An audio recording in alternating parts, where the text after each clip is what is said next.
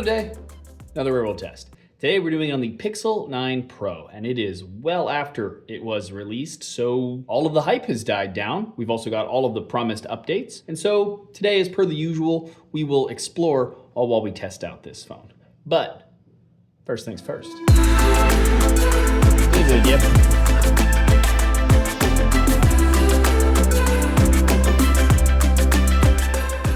Coffee, check. And welcome to Coffee Check. As if I'm not busy enough, I've spent the last 8 months designing and building a coffee shop, coffee roastery, and a production space here in Greenpoint, Brooklyn. I'm sorry for the delay in me doing videos. This video included. We're trying to catch up though, but well, here's why. Now we have espresso drinks, multiple matchas from a great supplier, killer chais and teas from another. We bake our pastries here. We just started doing pour overs. We have cold brew, etc. I'm honestly trying my best to do this proper. Now if you're in New York City, come check it out. I already have an amazing team of baristas here to help you with whatever it is you need. And if you're not here, I actually also partnered with a local roastery while I wait for permits for my own roastery to create a medium light roast that we use as our main drip coffee here. And you can buy some of that yourself from the link below on the website, as well as a couple of other single origin ones from another roaster friend of mine down the street. Really appreciate your support. Now, firstly, in the Pixel 9 series, we now have 4 devices. We have 2 Pro models that are basically the same except for the physical size and battery size, the more budget-friendly Pixel 9, which sacrifices a bit to hit a better price point, and the Pixel 9 Pro Fold that, well, folds. So it's in its own category despite sharing a naming structure now. All of them, though, might be the nicest looking phones to come out in 2024. Now, we've talked before about Ivy Ross, Google's head of hardware and her jewelry and metalworking design background, and how since the Pixel 6,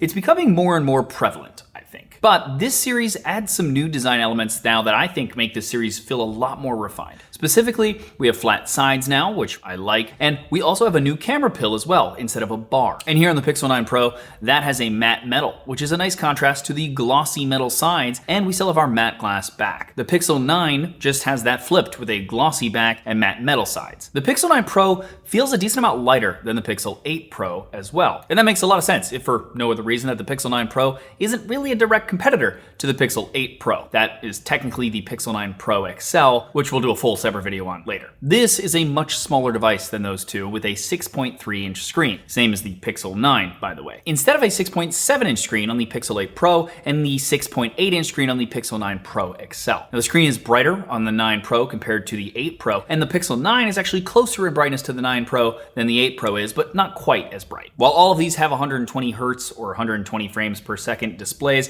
for smoother animations and gaming, the Pixel 9 Pro, like the Pixel 8 Pro before, can adjust that down to 1 Hz when static images are on the display to save power compared to the 60 Hz of the Pixel 9. Honestly, the screen is great. It's smooth, it has great contrast and colors, I like the way it looks, and the phone again now just looks great. But it also just feels good. Now, unlike another manufacturer, Google has yet to make a smart ring. So if you're interested in one, may I suggest today's sponsor? This is the Ringcon Gen 2. It's the 2nd generation smart ring from Ringcon that was crowdfunded through Kickstarter for over $4 million in 45 days. At 2mm thick with a width of 6.8mm and a weight of 2 to 3 grams, it's 12% smaller in terms of width and 23% thinner compared to Gen 1, making it the world's thinnest and lightest smart ring out. It's also IP68 water and dust resistant, and it can be used underwater for up to 100 meters. It also has 10 to 12 days of battery life and over 150 days of battery when you use it with its portable charging case. That's almost 6 months without needing to be near an outlet to keep it going. And besides the specs, it's the first smart ring to provide sleep apnea detection. It can detect OSA, or obstructive sleep apnea, which is a sleep disorder that causes breathing to repeatedly stop during sleep, with a 90.7% accuracy. It works automatically when it detects you're sleeping, and Ringcon are in the process of getting FDA approval for the feature as well. Finally, as with Gen 1, there is no subscription fee whatsoever,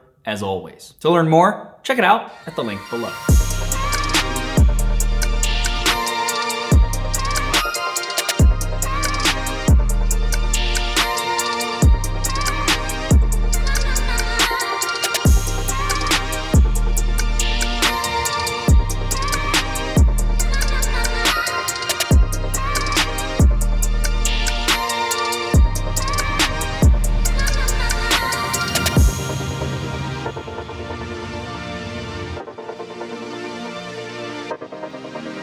This is the ICP, or the International Center of Photography, here in the Lower East Side in New York City. It was created in 1974 to help, quote, concerned photography, end quote. It's basically socially and politically minded images to help educate the world. And today, it just so happens that there is a Google-commissioned exhibit about speculating the future of AI through photography. 3 artists, Farah Al-Qasimi, Charlie Ingman, and Max Pinkers, have work all imagining near-future impacts of artificial intelligence. Each artist photographed it in different parts of the world: Abu Dhabi, Belgium, and Ghana. And they each use different visual vocabularies to describe what AI means, how it makes people feel, and the ways society might expect to experience it in the next decade. And while we're checking out the exhibit, this seems like a good place to talk about the AI-enhanced cameras on the Google Pixel 9 Pro. Now on paper, we have very similar cameras to the Pixel 8 Pro. We have a 50 megapixel f1.7 aperture 1 by 1.31 inch sensor with 1.2 micron sized pixels, which is the same as the Pixel 8 Pro, but also the Pixel 9. Then we have the same 48 megapixel f2.8 aperture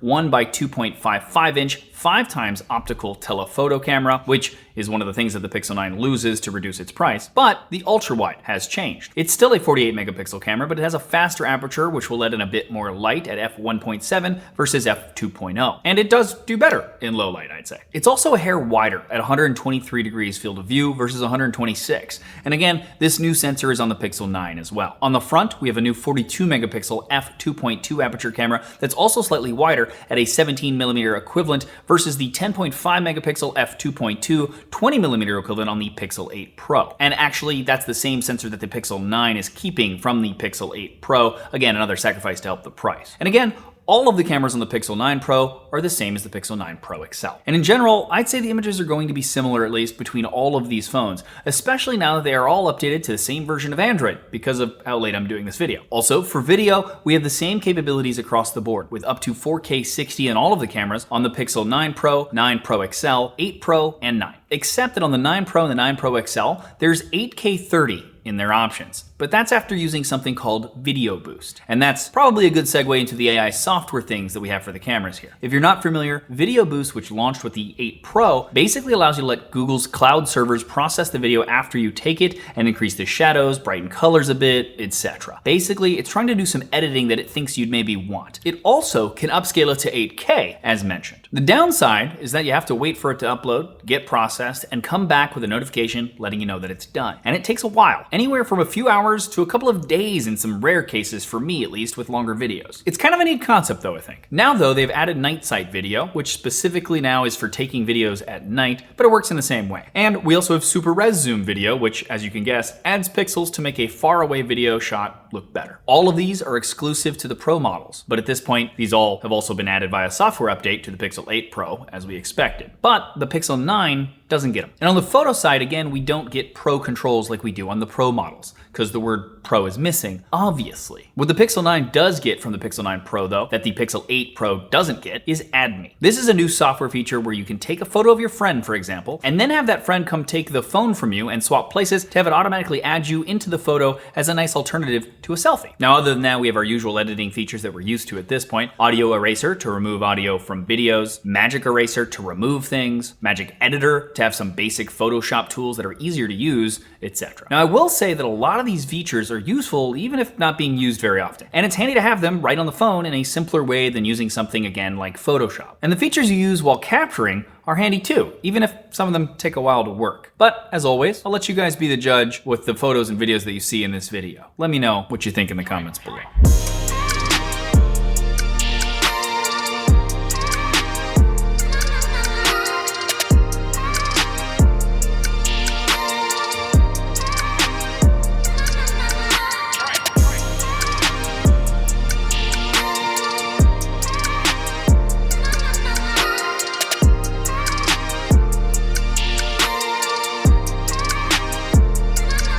Welcome to Joey Rose's, a bar that my friend Michael Fisher, who you might know on the internet as Mr. Mobile, suggested that we head to tonight. There's a few reasons why we're here. Firstly, it's around the corner from the ICP that we were just at, and it's cold out, so distance is important. Second, it's a dive bar that opened up in fall of 2022, and we both have a soft spot for divey bars. And lastly, they apparently have amazing sandwiches. They are no-fuss sandwiches that are mostly takes on Italian classics, like the Rosie, which is tomato, mozzarella, mortadella, and hot cherries, or the Beefy, roast beef, provolone, sweet peppers, horseradish, and mayo. But they are clearly made by someone who cares, and maybe juxtaposed to the general we don't give a fuck attitude that a good dive bar usually embodies. The bread comes in baked daily from one of the owner's other restaurants down the street. They are the right ratio of mayo to meat to cheese and bread, and they are generously stacked. And on top of that, you can get them for buy two, get one free from 5 to 7 p.m. and again at 10 p.m. to midnight daily. Okay, while we're eating, let's talk about the other AI tricks that we have here, and a few here that are also new. We still have call screening, which talks to your caller using AI, and I've always appreciated and actually miss a bit when I switch away from a Pixel. Same for the voice recorder that can automatically transcribe and even label speakers, which is super handy for interviews, for example. Also, the voice to type is second to none. Then there are the new features, and even some that were updated months after the phone came out. Gemini, while not new, is the main assistant now on the phone. I find that I want to use it more than I did Google Assistant, and I like the walkie-talkie-esque way of doing so by holding the power button to talk and letting it go to let it know that I'm done, which also helps with it recognizing what you're saying. It's great for controlling device features, setting timers, alarms, events even in my calendar, and those are all kind of the main things that I do with it. And occasionally, I'll even ask it low-risk questions that I'd have Googled instead, mainly because it's good at understanding me through voice. I even have started to try and get it to count things for me and other things that I want AI to do for me that would actually make it useful, because it's things I don't want to do. And while impressive that it can do some of these things, just like with some of the searches, it still makes mistakes enough that it's hard to trust it, which then limits how often I use it for anything that is even remotely important that it's right. So while I am actually starting to see good uses for this, especially doing menial things like math, counting, translating, whatever, it's still not trustworthy enough for a lot of stuff. But I have to say, while using this phone, I'm truly starting to get more excited for when that day might actually come, hopefully. Now, something that is new is that it got an update for a live conversation mode, which allows you to talk to Gemini conversationally without needing to start and stop. Now, personally, I'm not sure I'm the person to use this, but maybe for brainstorming of some sort, I could see people liking it for that. Then we have Pixel screenshots, which I actually loved the idea of when I saw it. To me, it seemed like a better version of Recall, the feature that Microsoft launched that recorded everything on your computer so you could easily go back and find anything that you've done, and then promptly unlaunched thanks to security concerns. Now, this way, you have to screenshot something, and then it would be indexed and searchable based on context. You know, show me red hats, what time was that concert that I took a screenshot of, etc. But I find myself not using it very much, if at all, even after months with the phone. Now, the long and short of it, I think, is that I feel like it needs to be better integrated with the rest of the AI on the phone. Like, I should be able to take a screenshot and that would just give Gemini another source to pull from instead of having to use the specific Pixel Screenshots app for all the data in the screenshots. I don't know, maybe. And maybe that's touching on something here with the AI. Everything feels like it has potential to be useful, but isn't quite useful enough yet. But this, of course, is most generative AI assistants these days, and it isn't limited to the Pixel 9 Pro. Okay, for battery, here's my screen on time and usage for today, for those that are curious. But keep in mind that today is a real-world test day and not a normal day, and I used my camera way more than you ever would. So here is another day that was not a real-world test day, so that you have something else to compare it to. And I'll say the battery life is good. It's not amazing, but considering the size of this phone, it's not bad. And it feels like an improvement, even if just a bit, over last year. Now, ultimately, the AI features are hit or miss, but again, so are all generative AI assistants. There are at least some more useful ones here than some other phones. But regardless, it takes amazing photos, as you'd expect from a Pixel. The software is one of my favorite, if not my favorite, Android experiences. And if you wanted a smaller phone, smaller being relative, of course, these days, but didn't want to compromise on anything, this is a great choice. Also, it helps that there are sales already on the phone, which I will always link to the best one that I can find below. Thanks again to Rincon for sponsoring this video, and they also have a promotion going on right now, actually, so check them out again at that link below. There you go. Hope you guys enjoyed that. Let me know what you guys think of the phone, of this video, in the comments below. Always appreciate hearing from you guys. Now, I think I'm gonna run inside and have one last beer with Fisher, as we probably have to leave soon because tomorrow we both leave for CES. Stay tuned. Good night.